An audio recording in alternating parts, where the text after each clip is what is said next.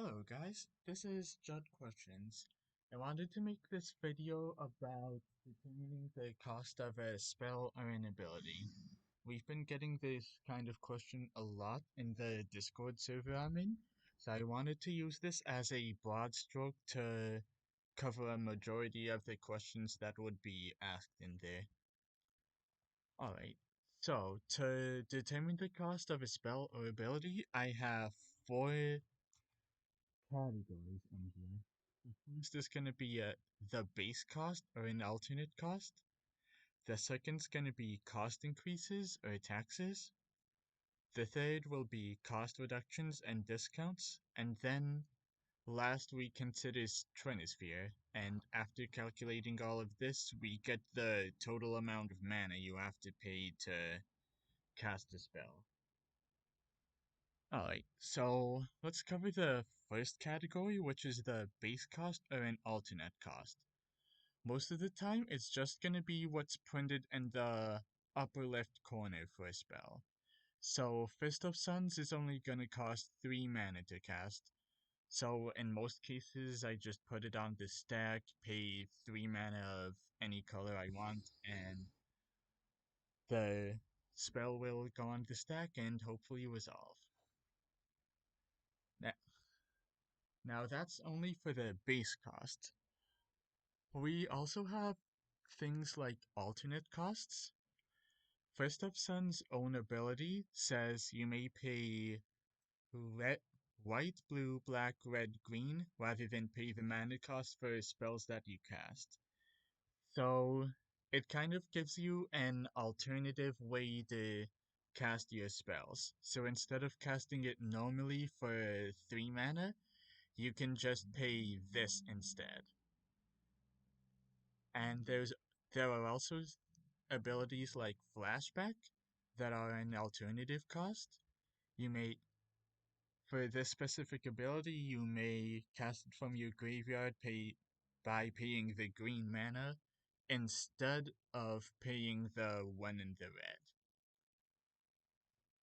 Now, I do need to stress that you may only choose one cost for the spells that you cast.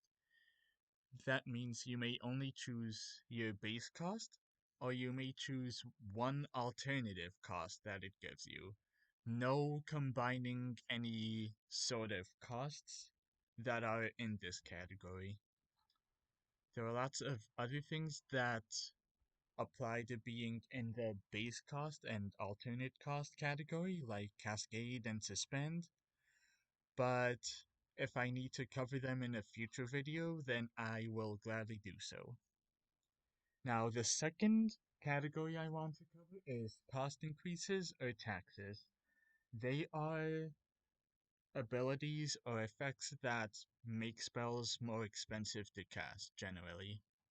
For example, we have the kicker cost.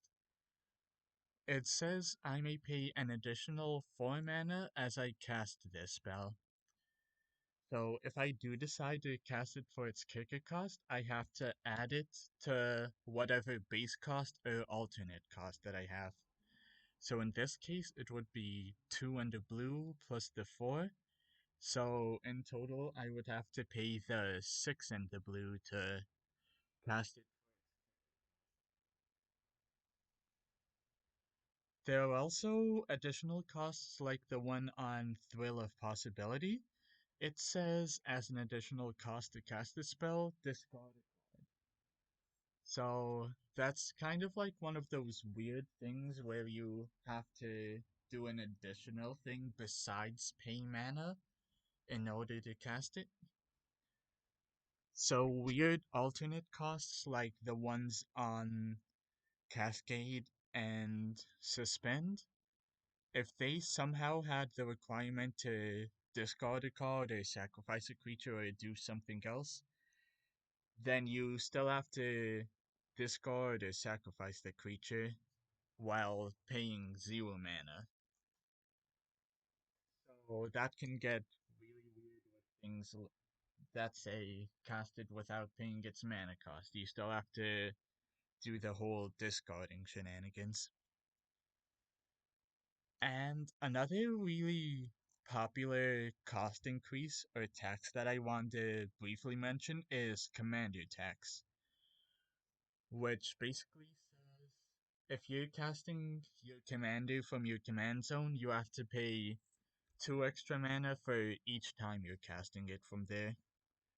So that sort of thing will interact with any other cost increases you have, and it'll add it on to the base cost. Okay, so the third thing I want to mention is the cost reductions or discounts.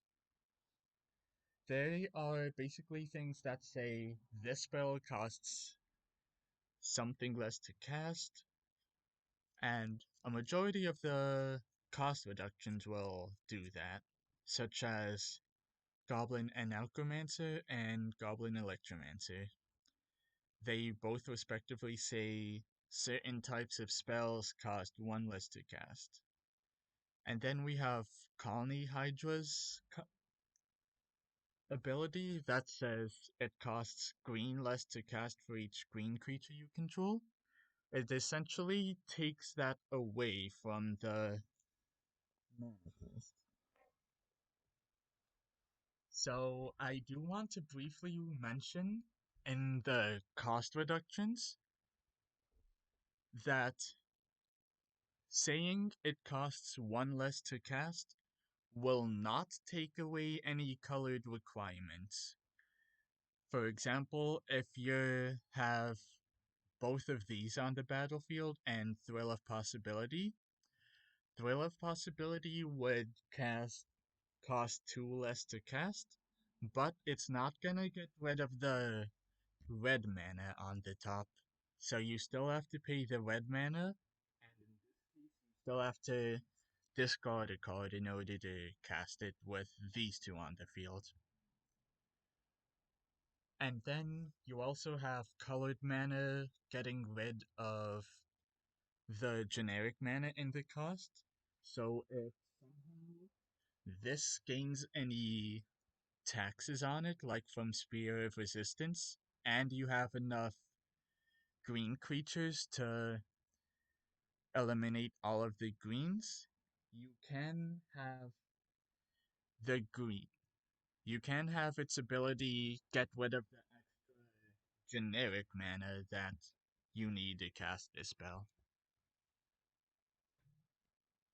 Alright, and that should do it for the cost reductions. The last thing I want to mention is Trinisphere. So if after doing all of these base costs and increases and reductions, if it costs less than 3 mana to cast, this adds enough generic mana to make it cost 3 mana.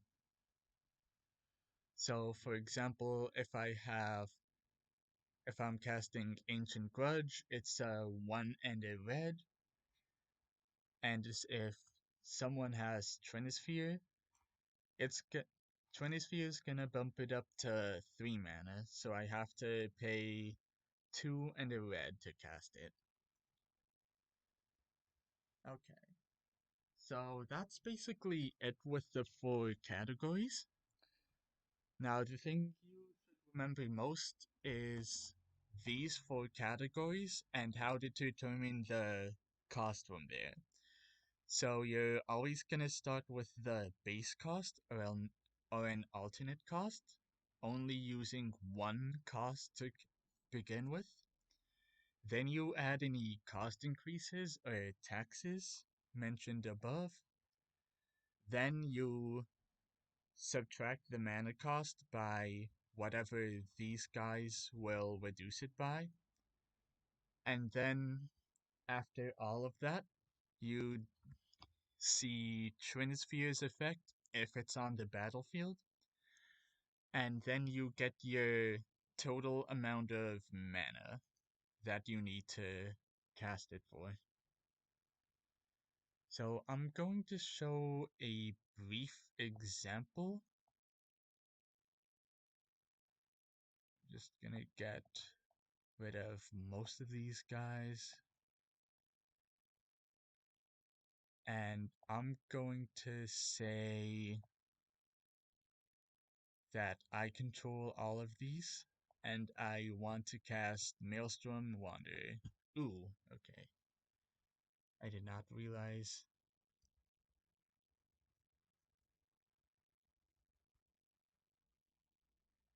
Okay, so let's say I have all of these on the battlefield, and I want to cast this guy, Maelstrom Wanderer. So I'm going to apply the base cost first, which is the 5 green, blue, red. I'm going to add any cost increases, which is Sphere of Resistance in this case. It's gonna cost 1 more, which means it's 6 plus blue, red, green. Then I apply any cost reductions or discounts. Since this is not an instant spell, the Electromancer won't affect it, but this guy will since it is a red spell. So it's gonna cost 1 less to cast, so I take 1 out of here to determine its mana cost, or to determine what I have to pay. And then we look at Trinisphere. So far, it still requires 8 mana to pay, so Trinisphere is not going to affect it at all. So the final cost for this guy is going to be 5 generic plus a blue, red, and green. So if I have those colors of mana, then I can successfully pay for it and hopefully have it resolve. Okay, so I think that will be it for determining the cost of a spell. Abilities pretty much follow similar rules. You have to consider the base cost of it, you apply any taxes or discounts that are relevant for the ability, and I don't think Trinisphere is going to affect abilities, because this only specifies spells. So, if you have any questions or if you need me to clarify anything, then please leave a comment down below and I will get to that question. If you enjoyed this content, do like it and feel free to subscribe if you wish to see more content like this. Until then, I will see you all next time.